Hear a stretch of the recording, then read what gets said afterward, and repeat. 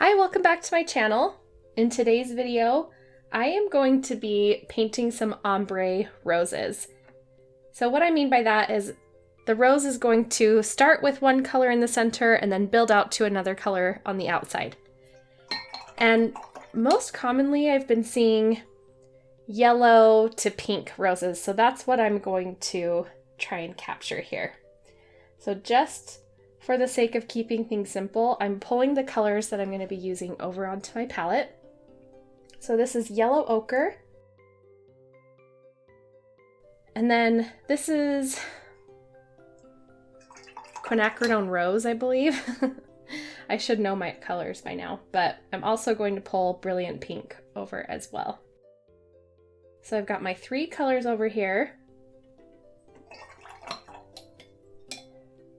I'm using my Fabriano cold press watercolor paper and then a size 10 Princeton round brush.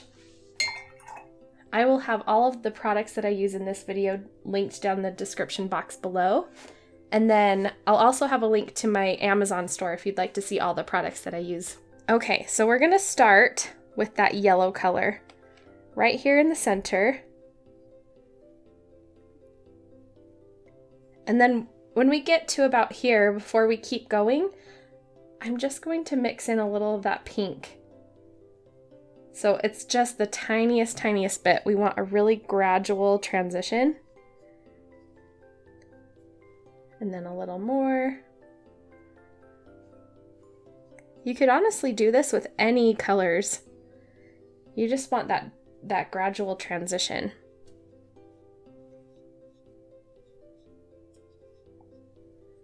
So you can see it's really subtle, but you can see that pink starting to form right here. Now, this is about as big as I want my rose to be. And so just to help things kind of brighten up, I'm just going to add a little bit of that pink right along the edge where the paint is still a little bit wet. And that's going to help that kind of blend back in. I'm going to let this dry for a second. I'm going to go back over the top in just a moment to kind of deepen things up. But that's basically it. You just need two colors and then just start with one, gradually mix in the other color, and build as you go. So let's do that again, but this time I'll use a different yellow and a different pink. So this is cadmium yellow, medium hue. And then this time I'm going to mix in the brilliant pink, since I didn't really use that on the first one. Okay, so I've got my yellow here.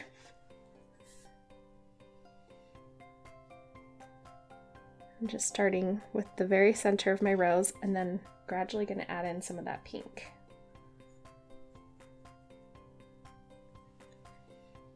It almost turns like an orange peach color before it'll go pink. And obviously the more paint that you add in, the more drastic the difference is going to be.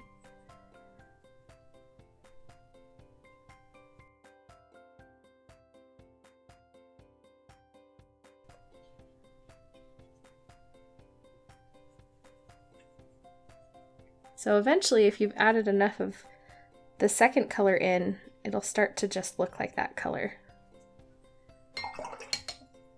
So I want this one to be a little bit more dramatic than this one. So now I'm just going to use the straight brilliant pink on the very bottom.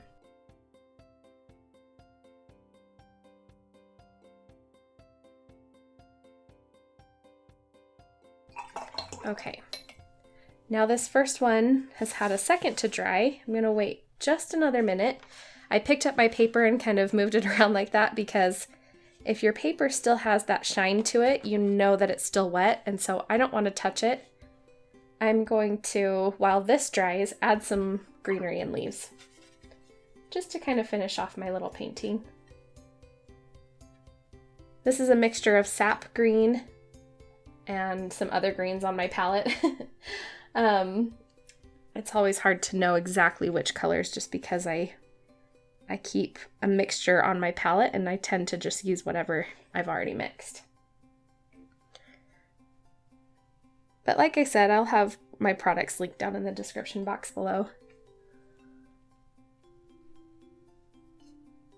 So just to finish this off, I'm adding a couple of leaves. Nothing too crazy or fancy.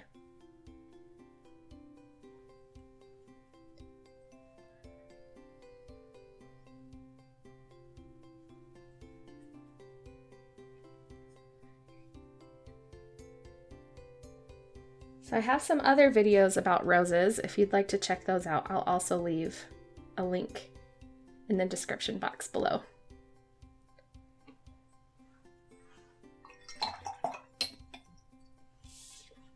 Okay, this looks like it's dry now.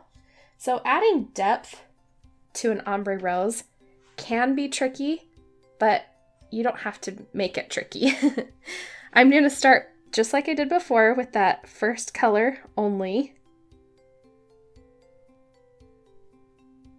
And I'm going right over the top of that first layer so it can darken that up just a little bit. And that's all I'm adding to that for now. I'm going to let it dry a little bit more before I decide if I want to add any other color to it. Now for this one, because the yellow is so light and soft, I don't think I want to add the same color to darken it because it wouldn't really darken anything because it's so bright. So I'm going to add in a little bit of that yellow ochre to my bright yellow to get a slightly deeper color. And then I'm going to do the same thing. Now the reason I'm darkening the center and not maybe the outside, I got paint on my arm, what else is new? Is because roses are tight in the center and then they open up along the outside. So where it's tighter in the center, it's going to appear darker just because they're close together. And then the petals are going to appear lighter because there's more light that can pass through them on the outside. So this is still wet, and I'm going to let it dry a little bit more, but my leaves are looking a little more dry. So I'm adding a little of Perylene green into that mixture. This is a great deep green. And I'm just going to paint some little detail lines.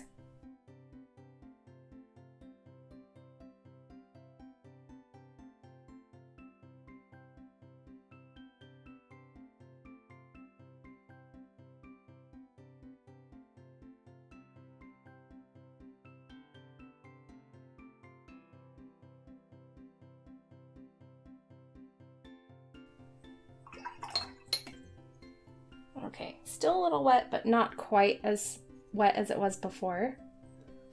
I've still got some green paint in there. I don't want green paint in my peach, so I'm gonna try and mix a little bit of that kind of the darker pink with that yellow. And then I'm just going to go over a little bit more. Same with over here. I'm just going to go over a tiny bit more. I don't want to ruin what I've already got going on down here because I really like that yellow to pink transition. So I want to leave as much of that as I can.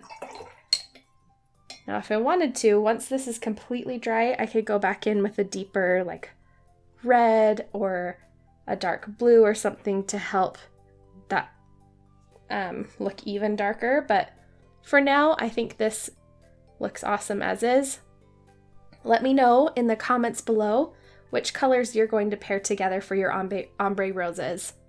And be sure to subscribe because next week I'm going to be showing you some tips on how you can stop overworking your watercolor flowers. So I'll see you in my next video. Thanks again for watching. Bye!